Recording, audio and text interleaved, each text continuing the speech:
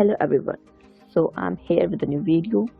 तो आज मैं आपके सामने कुछ पाइथन के क्वेश्चंस लेकर आई हूँ जिनकी हम आउटपुट कैसे करेंगे, उनके पीछे फंक्शन कैसे परफॉर्म कर रहा है, उनका एग्जीक्यूशन कैसे होता है, आज वो हम सब सीखेंगे। So prepare for CBSE. Okay, now let's start with the first question. हमें क्वेश्चन कह रहा है कि हमारे पास एक वेरिएबल है जो लिस्ट फॉर्मेट में स्टोर्ड है। हमें सिंपली वो कह रहा है कि ए ऑफ 0 का 1 और 1 प्रिंट कर दो। इट मीन्स हमें सिंपली कुछ नहीं करना, सिर्फ इंडेक्सिंग कर देनी है। तो हम पहले इस कंप्लीट को इंडेक्स करेंगे। तो जो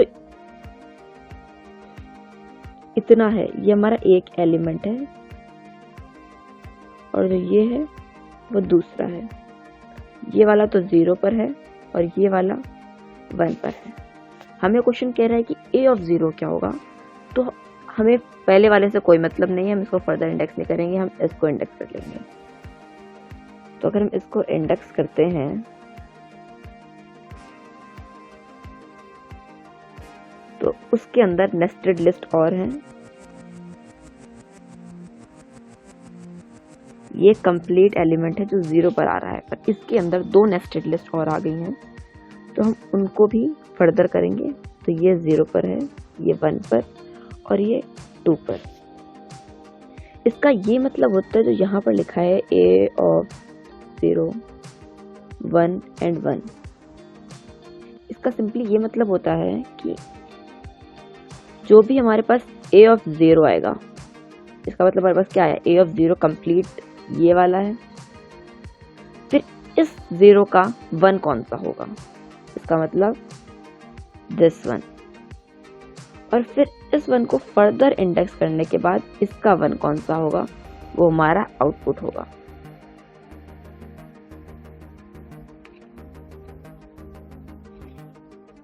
तो मेरा 4, 5,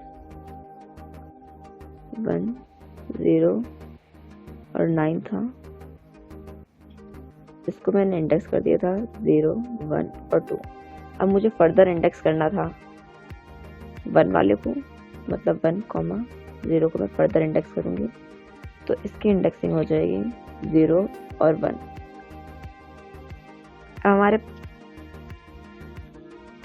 हमारे पास क्या हो गया, ए ऑफ 0 ये रहा, 0 का 1 ये रहा और इस 1 का 0।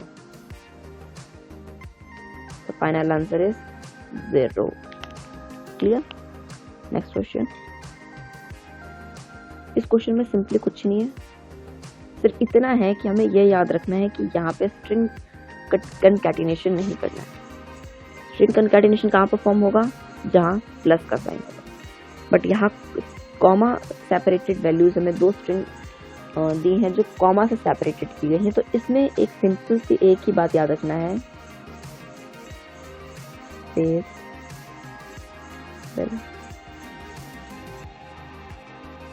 प्रिंट। दूसरी बात, स्ट्रिंग कंकैटिनेशन परफॉर्म नहीं करेगा।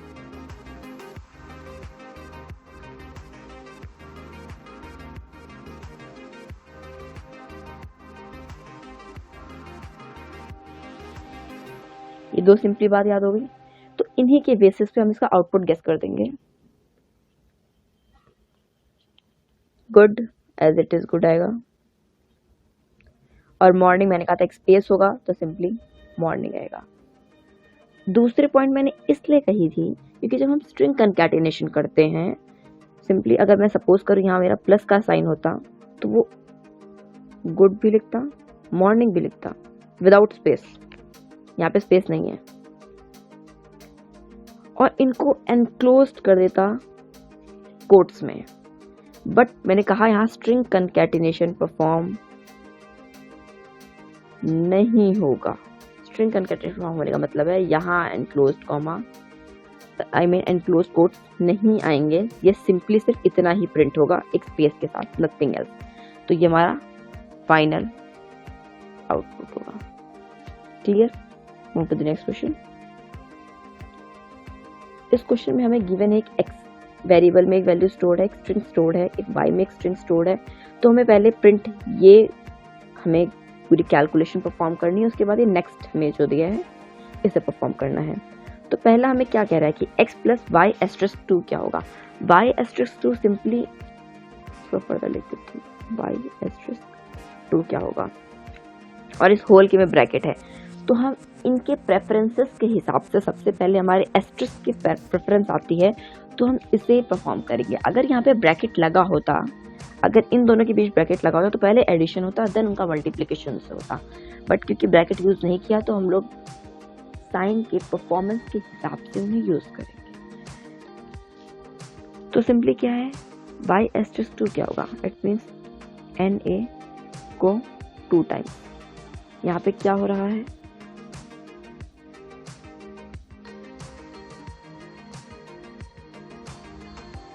String replication. Got it. String replication ये परफॉर्म कर रहा है दिस वन।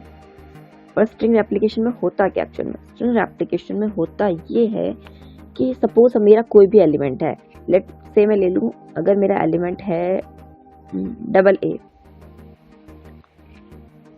और मैं लिख दूँ एस्ट्रिस्क 2, तो इसका आउटपुट आ जाएगा 2 टाइम्स A। मतलब जो भी तुम्हारी स्ट्रिंग है उसको 2 बार प्रिंट कर दो विदाउट एनी स्पेस, कुछ नहीं, और कोट्स में एनक्लोज्ड होना चाहिए। मैं एक और एग्जांपल ले लेती हूँ, एक नंबर का एग्जांपल और ले जाता हूँ। अगर हमें गिवन है 2 और 2, पर ये स्ट्रिंग बने हैं, अब ये इंटीजर नहीं रहे हैं, ये कोई नंबर नहीं है, अब ये स्ट्रिंग हो चुके हैं, और मैं इसको कर दूँ 2 टाइम्स, तो भी हमारा आउटपुट 4 टाइम्स 2 हो जाएगा। Got it. तो हमें यहाँ पे क्या करना है, एन को 2 टाइम्स कर देना है। अगर मैं एन को 2 टाइम्स करती हूँ तो मुझे मिलेगा NA और NA एनक्लोज्ड ना कोट। तो ये तुम्हारी y एस्ट्रिक्स 2 की वैल्यू ये हो गई, ठीक है। अब मुझे उसमें x ऐड कर देना, x की वैल्यू BA थी,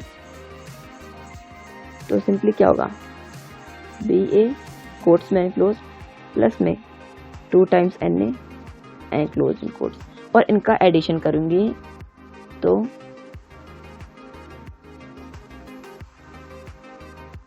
स्ट्रिंग कंकैटिनेशन परफॉर्म होगा। मैंने स्ट्रिंग कंकैटिनेशन टर्म इससे पहले भी बताई कि वो एडिशन कर देगा, स्पेस प्रिंट नहीं करेगा, और कॉमास में एनक्लोज्ड होगी, यानी वो स्ट्रिंग ही रिटर्न करेगा। तो इसका आउटपुट हो जाएगा इस वाले का बनाना एनक्लोज्ड इन कोट्स। अब हमें नेक्स्ट लाइन क्या कह रहा है कि y एस्ट्रिक्स 2 हमने ये परफॉर्म की थी, उसका थर्ड क्या होगा, मतलब उसकी स्लाइसिंग कर दी है, तो उसकी स्लाइसिंग मतलब स्लाइसिंग में ये अगर ये मुझे कह रहा है 2 तक, उसका 3, इट मीन्स ये स्ट्रिंग है मेरी, इसको मैं स्लाइस करूंगी तो उसके 3 तक। हमें पता है बाय डिफॉल्ट 0 से शुरू होगा और n-1 तक प्रोग्राम चलता है, इसका मतलब 3-1 2 तक रन करेगा। तो ये फंक्शन चलेगा 0 के लिए, 1 के लिए और 2 के लिए। क्लियर। तो हमारे पास था NA, इसको मेरे को चलाना है 0 से 3 तक, मतलब n-1 तक। तो ये 0 पर है, 1, 2 और 3 इंडेक्सिंग कर दी हमने। हमारा प्रोग्राम कहाँ तक चलेगा, यहाँ तक। तो ये फंक्शन हमें इतनी अगर हम इस कैलकुलस को परफॉर्म करें, कैलकुलेशंस को, तो हमें ये देगा NaN एनक्लोज्ड इन कोट्स। अब हमें इसमें x ऐड कर देना है, x की वैल्यू क्या है BA एनक्लोज्ड इन कोट। फिर से कंकैटिनेशन परफॉर्म होगा और हमारा आउटपुट आ जाएगा NaN BA enclosed in quotes. Got it. Next question. इस क्वेश्चन में हमें गिवन है एक लिस्ट जो कि वेरिएबल में स्टोर है, हमें सिर्फ 5 को रिमूव करना है। 5 रिमूव मेथड सिंपली क्या करेगा, it will remove the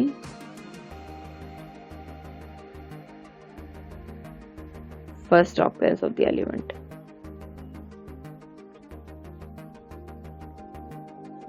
बस रिमूव के बारे में एक ही बात याद रखनी है, ओनली वन थिंग। तो अगर मैं कह रहा है कि ए प्रिंट करो, तो ए सिंपली क्या करेगा,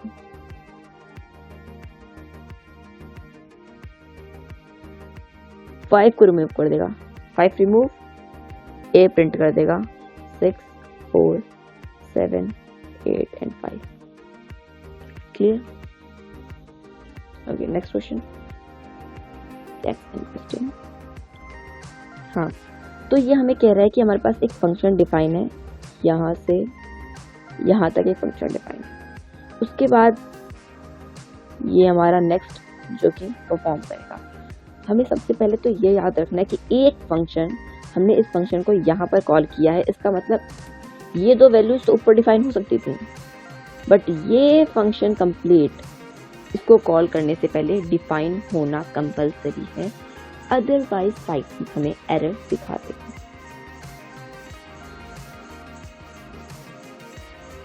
ठीक है, तो नाउ अब हमें क्या करना है, एक ही वैल्यू हमें गिवन है, हम लोग यहाँ से अपना फंक्शन स्टार्ट करेंगे कि वो तो हमें ये तो सिर्फ फंक्शन बनाया है, इस फंक्शन को जब तक कॉल नहीं करेंगे इस फंक्शन का कोई भी यूज नहीं है हमारे। तो हमें सिंपली गिवन है ए की वैल्यू 200 है, बी की वैल्यू 100 है।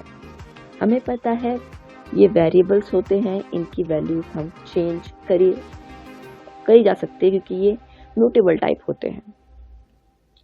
तो हमें ऑल्टर ए को हमने अपडेट किया, क्या करके, ए के अंदर हमने ऑल्टर फंक्शन की वैल्यू स्टोर करवाई। इसका मतलब है जो भी ये वाला फंक्शन हमें रिटर्न करेगा, इस फंक्शन की जो भी लास्ट वैल्यू हमें रिटर्न आएगी इस स्टेटमेंट में, वही ए की वैल्यू अब नई वैल्यू बन जाएगी। पुरानी तो हमारे पास 200 ऑलरेडी है, बट नई वैल्यू वो बन जाएगी जो ये फंक्शन रिटर्न कर देगा। तो हमें ऑल्टर ए कॉमा बी पास किया है, ए कॉमा बी हमारे एक्चुअल पैरामीटर्स हैं, ये दोनों हमारे एक्चुअल पैरामीटर्स जो हमने यहाँ पास करवाए, ये हमारे डिफॉल्ट पैरामीटर्स हैं कि जो भी हम लिखेंगे वो इनमें वैल्यूज पुट हो जाएंगी सिंपली। और n की वैल्यू 50 इसलिए गिवन है कि सपोज यहाँ पर सपोज क्या करना, ये तो यहाँ पे है ऑलरेडी कि यहाँ पे मैंने सिर्फ b पास किया, इसका मतलब एक ही पास किया और एक मैंने पास नहीं किया है, तो उसके लिए फंक्शन रन नहीं करेगा क्योंकि वैल्यूज हमारे पास नहीं आए, अप्रोप्रिएट वैल्यूज नहीं आएंगे। तो n मेरी n is to 50 by default value है, जो अगर मैं कोई भी वेरिएबल एक पास नहीं करती हूँ, अगर मैं एक पैरामीटर पास नहीं करती हूँ, तो उसकी जगह पे n की वैल्यू परफॉर्म करेगी, that is our default value. Clear? तो क्या होगा, हमारे पास यहाँ पर आए हैं, हमने 200, 100 आए हैं, a, b, m is 200 and n is 100 now. तो अब हमें क्या करना है, m is equals to m plus 1, m plus n क्या होगा, मतलब 200 प्लस में 100 दैट इज इक्वल्स टू 300। अब हमारे नेक्स्ट बोल रहे हैं m माइनस n की वैल्यू क्या होगी। तो m माइनस n की वैल्यू वो होगी, हमें पुरानी वैल्यू 200 नहीं यूज करनी है क्योंकि m की वैल्यू हमने यहाँ पर अपडेट कर दी है, तो m की अब नई वैल्यू वर्क करेगी। तो हमारी m की नई वैल्यू आ चुकी है 300, तो यहाँ पे परफॉर्म होगा 300 माइनस n की वैल्यू हमारे पास 100 थी, तो हमारे पास आंसर आ गया 200। क्लियर?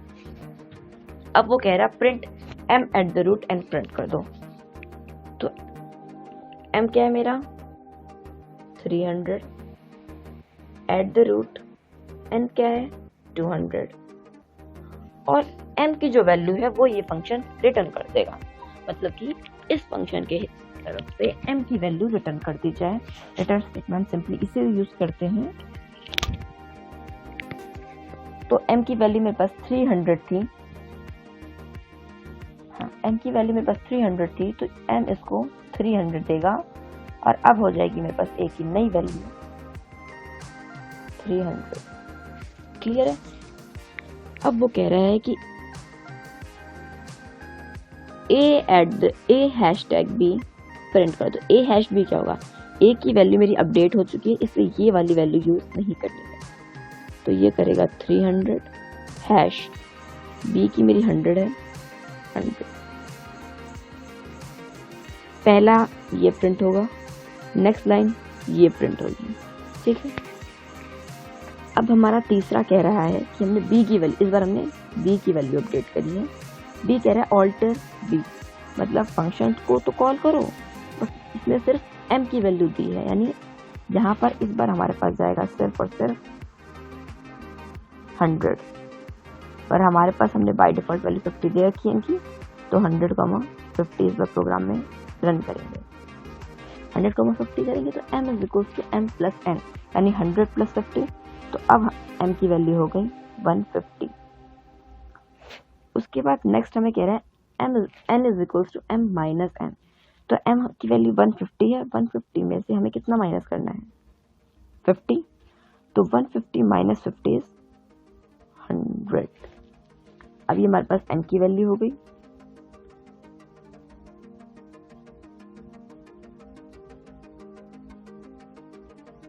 m की वैल्यू ये है और n की वैल्यू ये है। अब हमें कह रहे हैं print m at the root n print कर दो, तो m की क्या वैल्यू है 150 एट द रूट n की क्या वैल्यू है 100।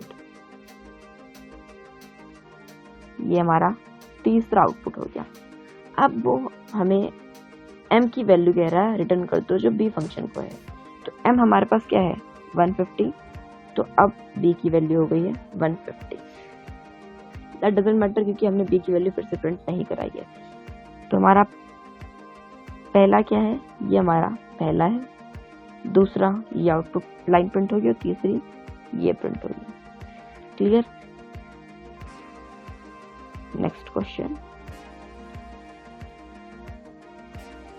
ये क्वेश्चन हमें कह रहा है कि x की वैल्यू हमारे पास 10 है, y की वैल्यू 0 है, तो जब तक x y से बड़ा है तब तक x, y प्रिंट करते रहो, x की वैल्यू कम करते रहो और y की वैल्यू इंक्रीमेंट करो, मतलब x की वैल्यू तो डिक्रीमेंट हो रही है और y की वैल्यू इंक्रीमेंट हो रही है। सिंपल सा है।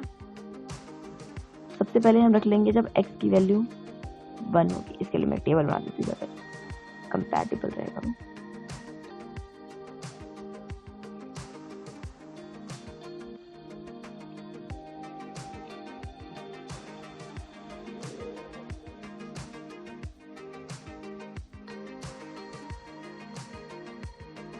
ठीक है, तो x की वैल्यू और y की वैल्यू।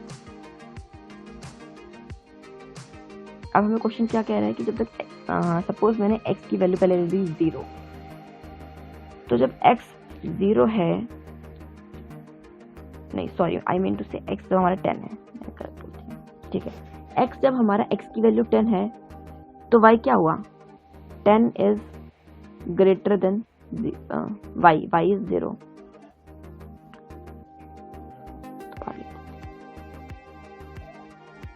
मुझे पता है 10 इज ग्रेटर देन 0, जब x की वैल्यू 10 हमने ली है तो y की वैल्यू 0 हो गई, तो while x is greater than y मतलब 10 is greater than 0, condition true, function perform करेगा, हमारा लूप चलेगा। तो क्या कह रहा है x, y प्रिंट कर दो, तो x की वैल्यू हमारे पास 10 थी, y की वैल्यू हमारे पास 0 थी, 10, 0 आ गया। फिर कह रहा है x is equal to x minus 1 कर दो, x माइनस 1 करने का मतलब है 10 माइनस 1 9, तो अब x की वैल्यू हमारे पास 9 हो गई और y की वैल्यू क्या हो गई, y is equal to 0 plus 1 that is y plus 1, तो y की नई वैल्यू हो गई 1।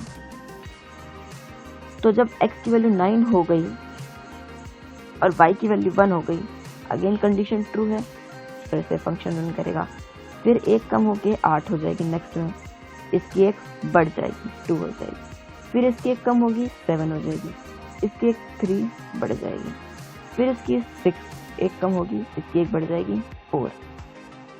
एक इंटरेस्टिंग चीज है, फिर हमारे पास आ जाएगी 5, इसकी 1 बढ़ जाएगी 5, यहीं पर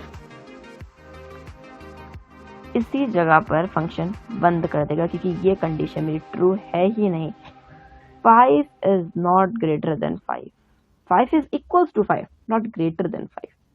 मेरा लूप यहीं पे बंद कर देगा, आउटपुट हमारा ये आ जाएगा दिस वन, यहाँ तक सिर्फ।